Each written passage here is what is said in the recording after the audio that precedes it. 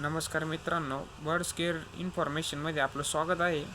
तर आता सध्या विंटर सीझन चालू आहे. तर विंटर सीझनमध्ये बजीजची काय काय केअर करायची मी तुम्हाला या व्हिडिओमध्ये सांगणार आहे. तर बजीज जे आहे हे पूर्ण ऑस्ट्रेलियन पॅरट आहे.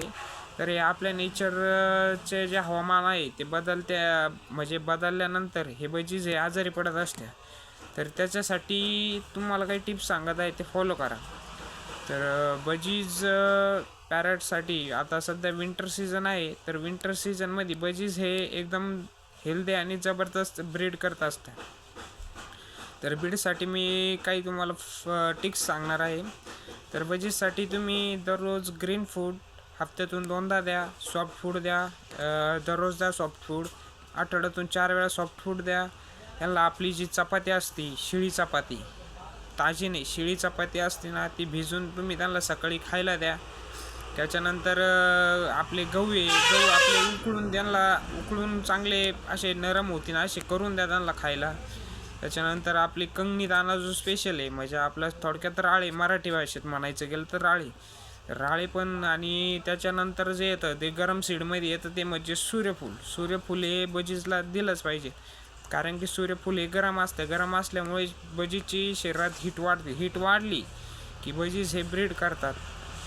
हे गरम अन्न जे आहे ना ते बजीजला जास्त द्यायचे, म्हणजे ते जास्त ब्रीड करतात.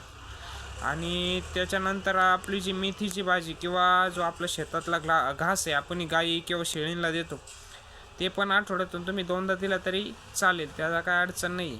आणि त्याच्यानंतर तुम्ही त्यांना कॅल्शियममध्ये आपले कटल फिश बोन असन, आपले कॅल्शियम ब्लॉक असतील, लाईमस्टोन असतील, आपली जे परत आपले जे सेंदा नमक असतो, सेंदा नमक पण त्यांना चांगला असतो. आणि तुम्ही दिवसातून बजीचे 3 वेळा पाणी चेंज करत जा. आणि पाणी देताना हे म्हणजे गरम पाणी, म्हणजे आपल्याला चटका बसत नाही असं नॉर्मली कोमट पाणी करून द्यायचं आहे बजीजसाठी.